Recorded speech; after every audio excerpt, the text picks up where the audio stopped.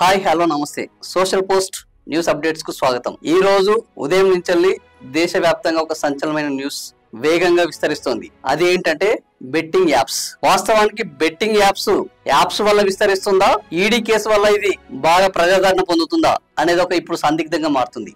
ప్రభుత్వం దీని గురించి ఎక్కువ జనాలకు తెలియకుండా ఉండాలనే క్రమంలో ఈ కేసులను సంచలనంగా మార్చి అసలు బెట్టింగ్ యాప్స్ అంటే ఏంటి, దీనివల్ల లాభాలేంటి నష్టాలేంటి అని విపరీతమైన సెర్చ్ చేసే విధంగా ఈ రోజు ప్రభుత్వం వివరిస్తుందనే విమర్శలు ఎదుర్కొంటుంది। ఈ విమర్శలను పక్కన పెడితే ఈ రోజు 29 మంది సినీ ప్రముఖులు, టీవీ ప్రముఖులు, ఇన్ఫ్లుయెన్సర్ల మీద ఈడీ కేసులు పెట్టింది। ఈ ఈడీ కేసులు పెట్టిన 29 మందిలో తెలుగు వాళ్ళు, హిందీ వాళ్ళు ప్రముఖంగా ఉన్నారు। మనం వాళ్ళ పేర్లు చూస్తే ఇందులో మొదటి పేరు విజయ్ దేవరకొండ కనిపిస్తుంది। విజయ్ దేవరకొండ మీద ఇప్పటికే చాలా వివాదాలు ఉన్నాయి। ఆయన ఈ వివాదాల్లో నాకు ఈ బెట్టింగ్ యాప్లకు ఎలాంటి సంబంధం లేదు అని అనేక సార్లు వివరణ ఇచ్చుకునే ప్రయత్నం చేశారు। ఆ తర్వాత రాణా దగ్గుపాటి ఉన్నారు, నిధి అగర్వాల్ ఉన్నారు, పరిణిత సుభాష్ ఉన్నారు, మంచు లక్ష్మి ఉన్నారు, హర్ష సాయి, శ్రీముఖి, సౌందర్యరాజన్, అనాగ నాగల్ల, నబీ హనుమంత్, శోభా శెట్టి, అమృత చౌదరి, నాయని పవని, నేహా పఠాన్, పద్మావతి, ఇమ్రాన్ ఖాన్, శ్యామల, టేస్టీ తేజ, డింపుల్ ఆయతి, షణ్ముఖ్ జస్వంత్, దీప్తి సునైనా, ఇలా యూట్యూబర్లు, ఇన్ఫ్లుయెన్సర్లు, టీవీకి సంబంధించిన వాళ్ళు, సినిమా ప్రముఖులు 29 మందికి ఈడీ నోటీసులు ఇచ్చింది। వీళ్ళందరినీ విచారణకు పిలుస్తామని చెప్తున్నది। విచారణకు పిలిచిన తర్వాత ఈ బెట్టింగ్ యాప్స్ వల్ల మీకు డబ్బులు వచ్చాయి, ఈ డబ్బులు దీనికి సంబంధించి ప్రభుత్వానికి చెల్లించాల్సిన అమౌంట్ మీరు ట్యాక్సులు చెల్లించలేదు, ఇవన్నీ మనీ లాండరింగ్ కింద మీకు వచ్చాయి, మనీ లాండరింగ్ యాక్ట్ కింద కూడా మిమ్మల్ని ఎందుకు బుక్ చేయకూడదు, మీరు ఇలాంటి బెట్టింగ్ యాప్స్ ని ప్రమోట్ చేయడం వల్ల ఎలాంటి సందేశం ఇస్తున్నారు, ఇది బెట్టింగ్ యాప్స్ ప్రమోట్ చేయడము, ఆడడము చట్ట విరుద్ధము, దీనికి శిక్షలు ఉన్నాయి, కాబట్టి దీనికి సంబంధించి మీరు సమాధానం చెప్పాలి అని ఈ రోజు ఈడీ ఈ 29 మంది పేర్లను బయట పెట్టింది। వీళ్ళందరినీ త్వరలో విచారణకు పిలుస్తా ఉంటుంది। ఇటీవల కాలంలో గతంలో చూస్తే కూడా వీళ్ళకి సంబంధించి పెద్ద హడావుడే నడిచింది। దేశవ్యాప్తంగా ఈ బెట్టింగ్ యాప్లకు సంబంధించి చాలా హడావుడి నడిచిన తర్వాత ఒకేసారి ఇదంతా సైలెంట్ గా మారింది। మళ్ళా ఈడీ కేసులు నమోదు చేయడం తోటి మళ్ళా ఇప్పుడు ఇది వార్తల్లోకి వచ్చింది। ఈ 29 మంది ఎలాంటి వివరణలు ఇచ్చుకోబోతున్నారు, ఇందులో నిజంగా డబ్బులు తీసుకున్నది ఎవరు, ఎందుకంటే 29 మందిలో మెజారిటీ వాళ్ళు చెప్పేది ఏంటంటే తెలంగాణలో బెట్టింగ్ యాప్లు నిషేధము, గోవాలో గాని మరొక చోట్ల గాని బెట్టింగ్ యాప్లకు ప్రభుత్వం అనుమతి ఉన్నది, మేము అనుమతి ఉన్న చోటనే ఈ బెట్టింగ్ యాప్లను ప్రమోట్ చేశాము, తెలంగాణలో మేము ప్రమోట్ చేయలేము అనే ఒక వాదన ఉన్నది। రెండో వాదన ఏంది, బెట్టింగ్ యాప్స్ రెండు రకాలు, ఒకటి లక్కును టెస్ట్ చేసుకోవడం, ఒకటిని స్కిల్స్ ని సంబంధించి। లక్కును టెస్ట్ చేసుకునే బెట్టింగ్ యాప్స్ అన్నిటి కూడా ఈ జూదం కిందికి వస్తాయి, వీటిని నిర్వహించకూడదు, వీటిని ఆడకూడదు, వీటిని ప్రమోట్ చేయకూడదు। స్కిల్ యాప్స్ కి సంబంధించి ఇవి టాలెంట్ ని బయట పెట్టేటివి, ఒక క్రీడా స్ఫూర్తిని బయట పెట్టేటివి, కాబట్టి వీటికి సంబంధించి ఎలాంటి నిషేధం లేదు, వీటిని ఆడొచ్చు, నిర్వహించవచ్చు, వీటి గురించి ప్రచారం చేయవచ్చు। ఈ రెండింటి మధ్య ఏది betting app luck of chance, A betting app luck of skills అనేది ఒక స్పష్టమైన తేడా లేకపోవడం తోటి ఈ రోజు బెట్టింగ్ యాప్స్ లో ప్రమోట్ చేసిన వాళ్ళు, ఇన్ఫ్లుయెన్సర్లు, సినిమా వాళ్ళు, యూట్యూబర్ లక్ ఆఫ్ ఛాన్స్ అని ఒకరు, లక్ ఆఫ్ స్కిల్స్ అని ఇంకొకరు, ఇలా చెప్పుకోవడం జరుగుతుంది। అయితే వీటి మీద ప్రభుత్వం కూడా ఇప్పటి వరకు ఎలాంటి క్లారిటీ ఇవ్వలేదు। ఇక ప్రభుత్వానికి సంబంధించి బెట్టింగ్ యాప్స్ లో ప్రధానంగా ఈ దీని మీద దృష్టి సాధించడానికి కారణం ఈ బెట్టింగ్ యాప్స్ అనేది సులభంగా డబ్బులు సంపాదించే మార్గాలు। ఈ సులభంగా డబ్బులు సంపాదించే విధానంలో చాలా మంది యువత బెట్టింగ్ లలో డబ్బులు పెట్టి డబ్బులు పోగొట్టుకొని సమాధానాలు చెప్పలేక, అప్పుల బాధలు భరించలేక ఆత్మహత్యలకు పాల్పడ్డారు। అసలు కారణం ఇది, అంటే బెట్టింగ్ యాప్ల వల్ల ఆత్మహత్యలకు పాల్పడుతున్నారు కాబట్టి ఈ బెట్టింగ్ యాప్లను ఆల్రెడీ ప్రభుత్వం నిషేధించింది కాబట్టి ఈ బెట్టింగ్ యాప్లను ప్రమోట్ చేయడం ద్వారా పరోక్షంగా ఈ ఆత్మహత్యలకు ఈ ఇన్ఫ్లుయెన్సర్లు, యూట్యూబర్లు, సినిమా ప్రముఖులు ఎవరైతే దీన్ని ప్రమోట్ చేస్తున్నారో వాళ్ళు కారణం అనేది ఇక్కడ ప్రధానమైన చర్చ। అయితే అసలు వదిలేసి కొసను పట్టుకోవడం అంటే ఇదే। బెట్టింగ్ యాప్లను నిర్వహిస్తున్న వాళ్ళు తెలియని విషయం ఏంటంటే క్రిప్టో కరెన్సీ, మనీ లాండరింగ్ వంటి అంశాల ద్వారా వీళ్ళు రోజుకు 100 కోట్లలో సంపాదిస్తున్నారు। వీళ్ళంతా ఎక్కడో విదేశాల్లో ఉంటారు, ఆన్లైన్ డెవలపర్లను సాఫ్ట్వేర్ డెవలపర్లను, మార్కెటింగ్ ఏజెన్సీలను వీళ్ళంతా హైర్ చేసి ఈ బెట్టింగ్ యాప్లను ఎక్కడో కూర్చొని వాళ్ళు ఆపరేట్ చేసుకుంటా దాని లాభాలను వాళ్ళు తినుకుంటూ వాళ్ళు క్షేమంగా ఉన్నారు. వీళ్ళు ప్రధానమైన వారు. రెండవది యాప్స్ ఎక్కడైతే అందుబాటులో ఉంటాయో ఈ యాప్స్ ను నిషేధించడం, ఈ యాప్స్ రాకుండా గూగుల్ ప్లే వంటి వాళ్ళు కానీ, అదే విధంగా ఇంటర్నెట్ ప్రోటోకాల్ కానీ, యాపిల్ వాళ్ళు కానీ వీళ్ళని స్పష్టంగా చెప్పి యాప్స్ రాకుండా చూడాల్సిన బాధ్యత ప్రభుత్వానికి. ఇది రెండవది.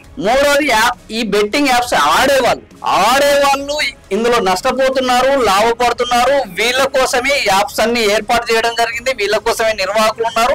వీళ్ళ కోసమే ఈ సామాజిక మాధ్యమాలు, ఆన్లైన్ మాధ్యమాలు ఉన్నాయి. వీళ్ళందరూ ఆడుతున్నారు. వీళ్ళని కట్టడి చేయాలి, వీళ్ళని ఆడకుండా చేయాలి, ఆడే వాళ్ళ మీద చర్యలు తీసుకోవాలి. ఇది కానీ నిర్వాహకులను వదిలేశారు, ఆడే వాళ్ళను వదిలేశారు. వీటిని ఆన్లైన్ వేదికగా ప్రమోట్ చేస్తున్న వాళ్ళను, యాప్లను అందరికి అందుబాటులోకి తీసుకొస్తున్న డయాస్లను వదిలేసి వీటిని ప్రమోట్ చేస్తున్న వాళ్ళ మీద ఇప్పుడు ఈడీ అనేది తమ ప్రతాపం చూపెట్టడానికి సిద్ధపడింది. నేను వీళ్ళని ఏ మాత్రము సమర్థించట్లేదు. బెట్టింగ్ యాప్లను ప్రమోట్ చేసే వాళ్ళని సమర్థించడం లేదు. కానీ బెట్టింగ్ యాప్ ని మనం చాలా మంది, నాకు కూడా చాలా సార్లు అనిపించింది, సిగరెట్ హానికరం, సిగరెట్ అమ్మకూడదు, బహిరంగ ప్రదేశాల్లో సిగరెట్ తాగదు. అసలు సిగరెట్ కంపెనీలను బంద్ చేస్తే అమ్ముడు ఉండదు, తాగుడు ఉండదు, వాటిని దానివల్ల నష్టాలు ఉండదు. ఈ సిగరెట్ కంపెనీ తయారు చేయడాన్ని ఆపకుండా తయారు చేసేదానికి అనుమతులు ఇచ్చి, తయారు చేసేదానికి లోన్లు ఇచ్చి, తయారు చేసిన తర్వాత సిగరెట్ తాగకూడదు, తాగితే హాని, అమ్మితే నేరం. ఇది ఎంత విచిత్రం ఉంది. సేమ్ బెట్టింగ్ యాప్ కూడా అలాగే. బెట్టింగ్ యాప్లను నిషేధిస్తారు, బెట్టింగ్ యాప్లు ఆన్లైన్ లోకి వచ్చేటట్లు చూస్తారు, ఆన్లైన్ లో వాటిని నియంత్రించలేరు. బెట్టింగ్ యాప్ లో ఎవరు తయారు చేస్తున్నారు, వీటి ద్వారా ఎవరు లబ్ధి పొందుతున్నారు, ఈ నిర్వాహకులు ఎవరు, వాళ్ళను పట్టుకోరు, వాళ్ళకి శిక్షలు వేరు. వాళ్ళు ఇలాంటివి తయారు చేయకుండా, బెట్టింగ్ యాప్ల ద్వారా డబ్బులు సంపాదించకుండా, ఇలాంటివి వాళ్ళని కట్టడి చేయకుండా, బెట్టింగ్ యాప్లు ఆడే వాళ్ళ మీద చర్యలు తీసుకోకుండా, ఈ బెట్టింగ్ యాప్లను ప్రమోట్ చేసే వాళ్ళ మీద ఈడీ తమ ప్రతాపం చూపెట్టడం, ఈడీ దూకుడుగా వ్యవహరించడం అనేది చూస్తుంటే ఈ రోజు చాలా స్పష్టంగా అర్థమవుతుంది. ప్రభుత్వము ఏనుగును వదిలేసి తోకను పట్టుకున్నట్టు. వ్యవస్థ అంతా ఏనుగులో ఉన్నది, కానీ ఏనుగును వదిలేసి తోకను పట్టుకోవడం అంటే ఇదే అంటారు. సో ఈ బెట్టింగ్ యాప్స్ కి సంబంధించి ఈ రోజు ప్రమోట్ చేయడం తప్పే, కానీ ఇప్పటికే చాలా మంది ప్రమోటర్స్ ఆన్లైన్ వేదికగా వచ్చి యాక్చువల్ గా ఈ బెట్టింగ్ యాప్స్ మీద నిషేధం ఉన్నట్టు మాకు తెలియదు, ఈ బెట్టింగ్ యాప్స్ కు సంబంధించి మాకు డూస్ డోంట్స్ అసలే తెలియదు, వీటి మీద మాకు అవగాహన లేదు అని స్పష్టంగా వాళ్ళు వివరణ ఇవ్వడం జరిగింది. అయినప్పటికీ ప్రభుత్వము, ఈడీ దేశంలో అసలు సమస్యలే లేవు, దేశంలో నేరాలే జరగట్లేదు, దేశంలో ఆత్మహత్యలకు వేరే కారణాలే లేవు అన్న పద్ధతిలో ఈరోజు ఈడీ కూడా లైమ్ లైట్ లో ఉండడానికే ఈ సినీ ప్రముఖుల మీద పడ్డదా అన్న అనుమానం వచ్చే విధంగా వ్యవహరిస్తుంది.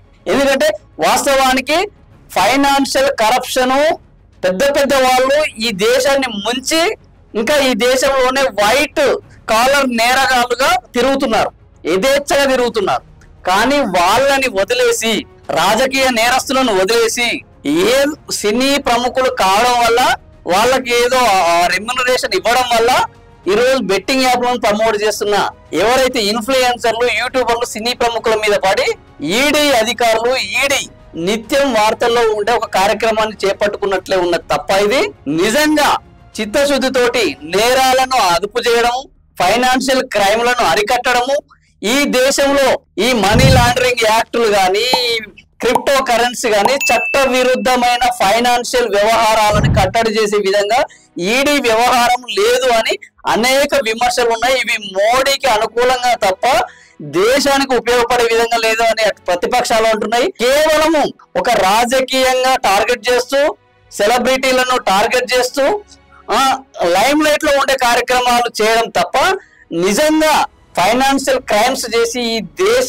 ఆర్థిక వ్యవస్థను అతలాకుతలం చేస్తున్న భయంకరమైన ఆర్థిక నేరస్తులను పట్టుకోవడంలో ఇప్పటికే మనము నీరవ్ మోడీ లాంటి వాళ్ళు, విజయ్ మాల్యా వంటి వాళ్ళు, వీళ్ళందరూ విదేశాల్లోకి వెళ్ళి యథేచ్ఛగా ఉన్నారు. వాళ్ళకు సంబంధించిన అప్పులని మాఫీ చేస్తున్నారు, వాళ్ళ రుణాలను మాఫీ చేస్తున్నారు, వాళ్ళు వెళ్ళడానికి అవకాశం ఇస్తున్నారు. కానీ యూట్యూబర్లు, చిన్న జీవితాలు, సినీ ప్రముఖులు కింది నుంచి కష్టపడి పైకి వచ్చి 24 గంటలు షూటింగ్లలో పనిచేసి ఒక పేరు సంపాదించుకొని మీరు అసలు ఈ బెట్టింగ్ యాప్లు రాకుండా బెట్టింగ్ యాప్ తయారు చేసే వాళ్ళని నియంత్రించి బెట్టింగ్ యాప్ల ద్వారా రోజుకు 100 కోట్లు సంపాదించుకుంటూ విదేశాల్లో విలాసవంతమైన జీవితాలు అనుభవించే వాళ్ళని వదిలేసి ఈరోజు బెట్టింగ్ యాప్లు ప్రమోట్ చేస్తున్న వాళ్ళ పేరు మీద ఈ సినిమా వాళ్ళ మీద యూట్యూబర్ల మీద టీవీ వాళ్ళ మీద ఈడీ పడడం అనేది వాస్తవంగా ప్రజలందరూ ఆలోచించాలి. వీళ్ళు ఇంత చేస్తున్నా కూడా ఈడీ ఇంత చేస్తున్నా బెట్టింగ్ ఆడే వాళ్ళ తెరువు పోవడం లేదు. బెట్టింగ్ ఆటని ఇంతవరకు కట్టడి చేసింది లేదు. ఇది ఫైనల్. సో ఫ్రెండ్స్, ఈ బెట్టింగ్ యాప్స్ కి సంబంధించి నిజంగా ఏం చేయాలి, ప్రభుత్వం ఏం చేస్తే బాగుంటది, మీ కామెంట్ రూపంలో చెప్పండి. అదే విధంగా నేను చెప్పిన విశ్లేషణలో అసలు వదిలేసి కొసరు పట్టుకొని చేస్తున్నారు, ఇది చేయడం ఒకవేళ కరెక్టే, కానీ ఇదే ప్రధానమా, ఇంకా ప్రధాన అయిన అంశాలను ఈ ప్రభుత్వం వదిలేస్తుందా అనేది మనం చర్చించుకున్నాం. ఇది మీకు నచ్చితే లైక్ చేయండి, సబ్స్క్రైబ్ చేయండి. Thank you.